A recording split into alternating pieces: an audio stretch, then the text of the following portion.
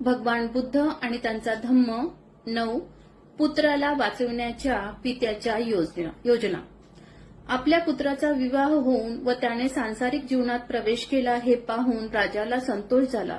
तथापि याबरोबरच असित मुनीची भविष्यवाणी त्याचा सारखा पिच्छा पुरवित होती. ते भविष्य खरे होऊ नये म्हणून राजाने त्याला वैषयिक सुखविलासात गुंतवून ठेवण्याचा विचार ठरविला. हा उद्देश दृष्टीपुढे ठेवून शुद्धोधनाने आपल्या पुत्राला राहण्यासाठी 3 राजमहल बांधले. एक उन्हाळ्यात राहण्यासाठी, एक पावसाळ्यात राहण्यासाठी व एक हिवाळ्यात राहण्यासाठी. हे 3 राजमहल विलासी जीवनाला उत्तेजक अशा सर्व प्रकारच्या साधनांनी सुसज्ज करण्यात आले होते. प्रत्येक महालाभोवती विविध जातीच्या वृक्षांची आणि फुलांची मनोहारी रचना केलेले विस्तृत असे उद्यान होते.